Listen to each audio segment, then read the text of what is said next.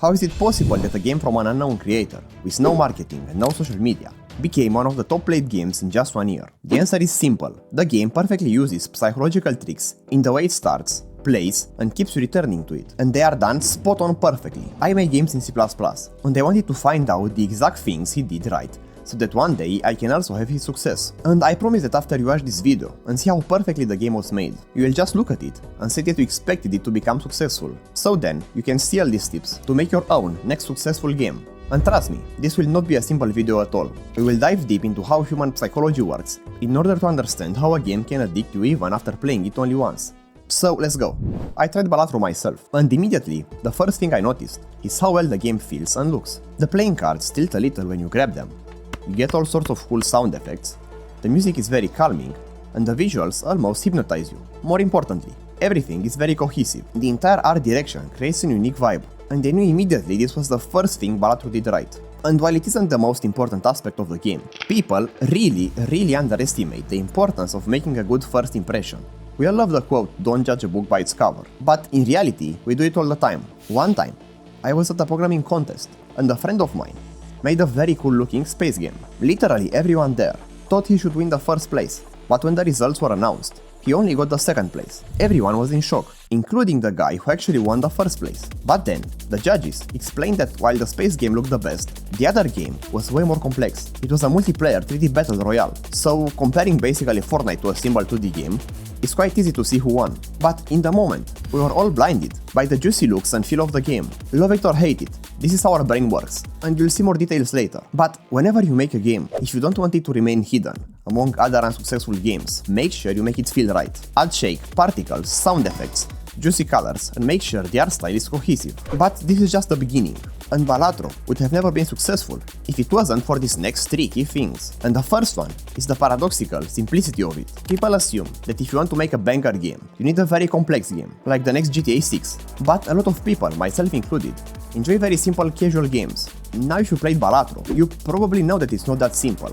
There are many jokers, many ways to play, many strategies, but playing your first game, it's extremely easy and that's important. You just have to play basically poker. And most people know how poker works. So you play your first poker hand. But then, the tutorial does something so smart and sneaky, I almost missed it entirely.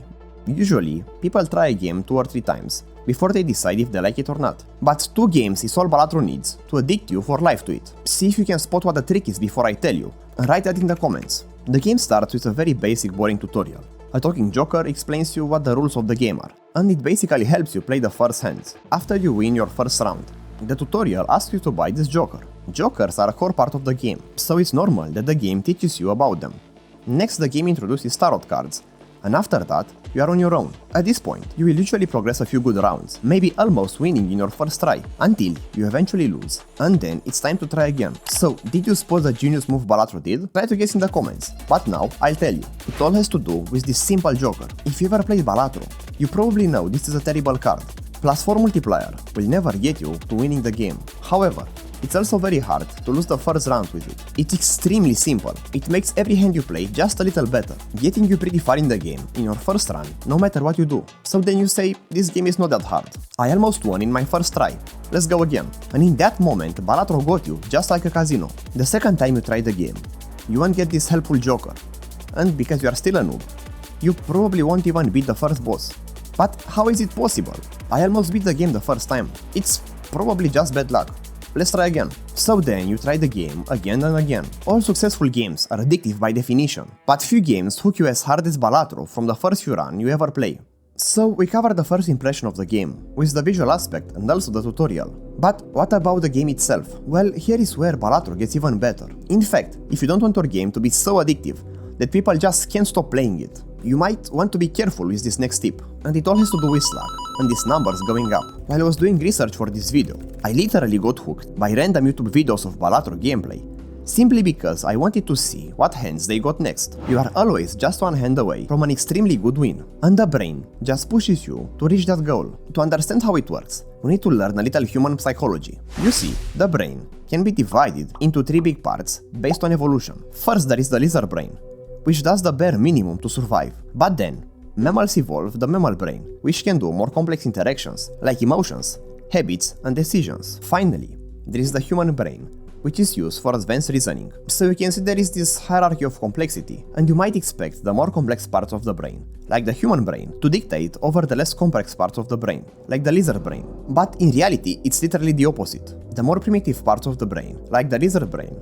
are responsible for your survival, so it's extremely hard to surpass them with your reasoning. If you hold your breath for too long, for example, your lizard brain will command you to take a breath. And there is a bug in this system that all addictive things exploit. The lizard brain is dumb. It doesn't understand statistics or reasoning.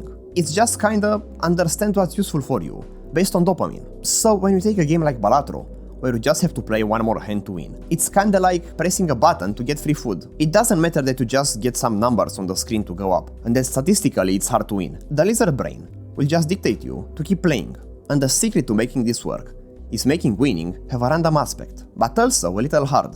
This is called a variable reward schedule, and it's extremely addictive. Because if winning is too easy, you pay no interest in it, and nor does your brain. If it is too hard, you start getting bored trying, and the brain will learn to ignore it. But just in the middle, you keep thinking about those poker hands, and the lizard brain kicks in. Adding a reward at the end of the game is fun, but adding a random unpredictable reward is addictive, and Balatro took it to a whole new level with the last tip. Most games are addictive while you play, but then you usually leave once the run is over. Balatro, however, manages to not only addict you to playing the game till the run is over, but also to try again and again multiple times. And it all has to do with jokers. Jokers add special rules to the game, making it slightly different every time. So remember what I just told you about the lizard brain and waiting for the perfect hand and random reward patterns? Well, Balatro does the exact same thing in between games. Because after you lose a game, you think, well, what if I get better jokers next time? And it will probably be a new joker that I have never seen before, and I will win. The lizard brain doesn't understand that the chances of this happening are not that high, or that it's just a video game. For it, the fact that you are interested in winning at this game is enough to keep you playing. Remember that variable reward schedule I talked about? Balatro basically does it, both in the game and in between games. Heck, it even adds these locked icons in the main menu, and tells you when you unlock something, making sure you know there is more to unlock to this game. So while you can blame all of the success that the game had on luck, knowing all of these psychological tricks used, you can only say that this game was destined to be successful. And if you copy all of these techniques, you can only also become successful. And you can start that now. I do games in C++. So if you're also interested in that, subscribe and check out my game dev tutorial or my Minecraft live game. See you there!